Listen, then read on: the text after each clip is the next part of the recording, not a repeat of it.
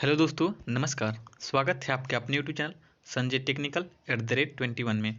आज की इस वीडियो में हम लेथ मशीन के कुछ इंपॉर्टेंट प्रश्नों का डिस्कशन करेंगे। इस वीडियो में हमने प्रीवियस ईयर में पूछे गए लेथ से अलग अलग प्रकार के प्रश्नों का डिस्कशन किया है। उम्मीद है वीडियो आपको पसंद आएगी और बहुत सी नई जानकारी आज आपकी इसकी वीडियो के माध्यम से होगी। तो चलिए वीडियो को शुरू करते हैं बिना किसी देरी के।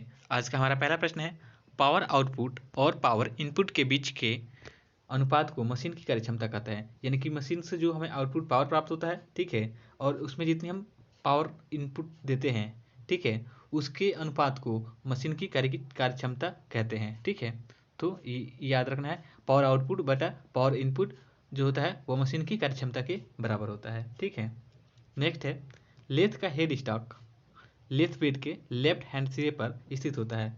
लेथ में मुख्यतः दो भाग होते हैं, ठीक है, एक लेफ्ट ये हेड स्टॉक होता है, ठीक है, और ये दूसरा इस साइड में होता है आपका टेल स्टॉक। ठीक है, तो ये टेल स्टॉक कोनिकल होता है, इधर सारे मैकेनिज्म लगे होते हैं जिसके द्वारा हम लेथ की मशीन को कम या ज़्यादा करते हैं, उसकी घूमने की जो दिशा है उसको बदलते हैं, और विभिन्न प्रकार के कार्य हम लेथ के हेड में लगे हुए मैकेनिज्म के द्वारा करते हैं। तो यह जो लेथ का हेड होता है वह यहाँ पे जैसे हम ऑपरेटर है कोई, ठीक है, तो इसके लेफ्ट हैंड सिरे में होता है, और टेल स्टॉक जो होता है वह आपके राइट हैंड होता है। तो ये हो गया आपका हेड स्टॉक, ठीक है, और ये हो गया आपका tell stock. Tell stock right hand में और हेड स्टॉक जो होता है आपका लेफ्ट हैंड में होता है, ये आपको याद रखना है। ठीक है, चलिए नेक्स्ट क्वेश्चन देखते हैं। एक टम्बलर गियर यूनिट में 3 गियर होते हैं। एक जो टम्बलर गियर यूनिट होता है उसमें 3 गियर होते हैं। ये क्वेश्चन इंपॉर्टेंट है, आपको याद रखना है। ठीक है, उसके बाद नेक्स्ट क्वेश्चन है, लेथ बेड कास्ट आयरन के बने होते हैं। यानी कि लेथ मशीन का जो बेड होता है वह कास्ट आयरन के बनाया जाता है। यहाँ पे क्वेश्चन एक पूछा जाता है कि लेथ मशीन का बेड कास्ट आयरन के ही क्यों बनाया जाता है। क्योंकि कास्ट आयरन में जो होता है कंप्रेसिव स्ट्रेंथ होती है, ठीक है, हाईली कंप्रेसिव स्ट्रेंथ होता है, यानी कि यह कंप्रेसिव लोड को सहन कर सकता है। और लेथ पर जब भी हम कार्य करते हैं तो उसमें वाइब्रेशन, झटके, ये सब आम बातें हैं। ठीक है, तो इन सभी को सहने का जो गुण होता है वो केवल कास्ट आयरन में होता है। इसी वजह से जो है लेथ मशीन के हम जो बेड है उसको कास्ट आयरन से बनाते हैं। लेथ यहाँ पे कास्ट आयरन से एक और क्वेश्चन पूछा जाता है कि कास्ट आयरन की मशीनिंग करते समय हम कौन सी लुब्रिकेंट का यूज़ करते हैं। तो आपको याद रखना है कि कास्ट आयरन के मशीनिंग करते समय हम किसी भी प्रकार के लुब्रिकेंट का यूज़ नहीं करते, यानी कि हम ड्राई एयर का यूज़ करते हैं कास्ट आयरन की मशीनिंग करते समय।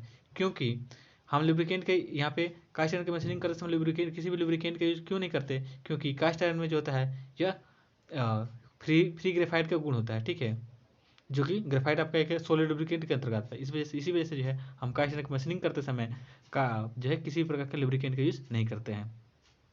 उम्मीद है आपको जानकारी होगी। ठीक है, चलिए नेक्स्ट क्वेश्चन देखते हैं। लेथ में ड्रिलिंग करने के लिए ड्रिल को टेल स्टॉक पर पकड़ा जाता है। हमने आपको पहले बता दिया था कि जो ये लेथ मशीन है इसके राइट हैंड में आपका टेल स्टॉक होता है और लेफ्ट हैंड में आपका हेड स्टॉक होता है।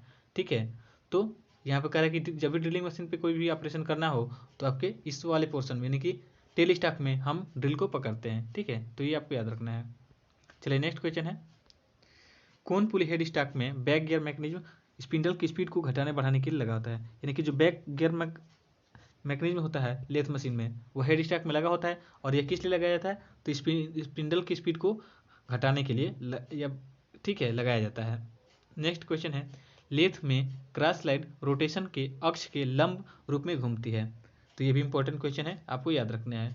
चलिए नेक्स्ट क्वेश्चन है, इंजन लेथ बेसिक ट्रेनिंग, ये ट्रेनिंग नहीं है, ये टर्निंग है। ठीक है, टर्निंग, ठीक है, टर्निंग लेथ होती है, यानी कि जो इंजन लेथ होती है वह उसे हम बेसिक टर्निंग लेथ भी कहते हैं। ठीक है, नेक्स्ट क्वेश्चन है, लेथ के बेड की स्लाइडिंग सरफेस कास्ट आयरन की बनी होती है।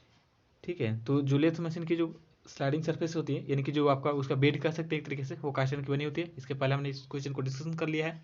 ठीक है, और यहाँ पे एक क्वेश्चन इंपॉर्टेंट है, ये क्वेश्चन आया तो हम इसको यहीं पे बता देते हैं कि जो लेथ बेड की स्लाइडिंग सरफेस होती है, ठीक है, उसको फ्लेम हार्डनिंग के द्वारा क्या किया जाता है, बनाया जाता है। यहाँ पे याद रखना है, फ्लेम हार्डनिंग। ठीक है, तो लेथ बेड की जो सरफेस होती है यहाँ पे उसको फ्लेम हार्डनिंग के थ्रू हम क्या करते हैं, बनाते हैं। तो ये इंपॉर्टेंट क्वेश्चन है, आपको नोट करके रखना है। ठीक है, चलिए नेक्स्ट क्वेश्चन देखते हैं। लाइफ सेंटर की नोज का शीर्ष कोण 60 डिग्री होता है। ठीक है, तो जो लेथ मशीन का जो लाइव सेंटर होता है, ठीक है, इसमें दो सेंटर होते हैं, एक लाइव सेंटर होता है, एक डेड सेंटर होता है। तो जो लाइव सेंटर होता है उसका एंगल जो होता है 60 डिग्री होता है, ये आपको याद रखना है, ठीक है। लाइव सेंटर का मतलब जो वर्कपीस के साथ क्या करता है, मूव करता है, और जो डेड सेंटर मतलब जो स्थिर रहता है, ठीक है। तो ये आपको याद रखना है। नेक्स्ट है, फ्लोअर स्टडी को सैडल पर फिक्स किया जाता है। ये जो स्टडी रेस्ट होते हैं, ये मुख्यतः दो प्रकार से क्वेश्चन आपको स्टडी रेस्ट से पूछा जाता है, एक फ्लावर स्टडी का, एक फिक्स स्टडी का, रेस्ट का। तो जो फ्लावर स्टडी होता है उसको सैडल पर फिट किया है, जैसे कि इसमें क्वेश्चन में हम आपको मेंशन किए, ठीक है। इसके साथ ही आपको ये भी याद रखना है कि जो फिक्स स्टडी रेस्ट होता है, ठीक हो, उसको जो है लेथ बेड पर जो है फिक्स करते हैं। फिक्स स्टडी रेस्ट को लेथ बेड पे फिक्स किया जाता है और फ्लावर स्टडी को सैडल पर फिक्स किया जाता है। फिक्स स्टडी रेट यह फिक्स रहता है, जबकि फ्लावर स्टडी रेट यह वर्कपीस के साथ में क्या करता है, वर्कपीस को फॉलो करते हुए चलता है, यानी कि यह मूव करता है, ठीक है। तो इसको याद रखना है। नेक्स्ट है, लेथ के हेड स्टैक के स्पिंडल की नोज पर मोस्ट टेपर होता है। जो लेथ मशीन का हेड स्टैक होता है उसकी स्पिंडल पर मोस्ट टेपर होते हैं। मोस्ट टेपर आपके टोटल 8 नंबर तक, मतलब आठ नंबर होते हैं, ठीक है। MT0 से लेकर के MT7 तक ये मोस्ट टेपर 8 साइज में अलग अलग, सॉरी 7 है ये, ठीक है। MT0 से लेकर के MT7 तक ये टोटल 8 साइज में मिलते हैं, तो ये आपको याद रखना है।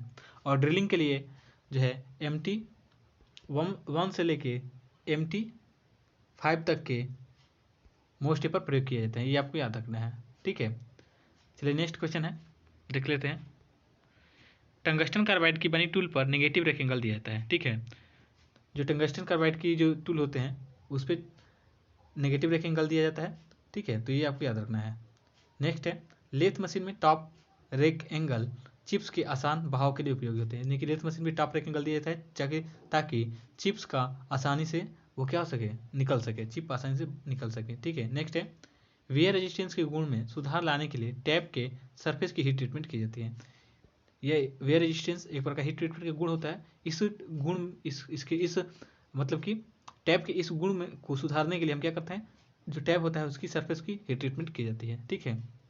चलिए नेक्स्ट क्वेश्चन है, फोर्ज चक को इंडिपेंडेंट चक भी कहते हैं, क्योंकि इसके चार जबड़े जो है आसानी से हम क्या कर सकते हैं, अपने हिसाब से उसको सेट कर सकते हैं, ठीक है। तो इसको हम इंडिपेंडेंट चक भी कहते हैं।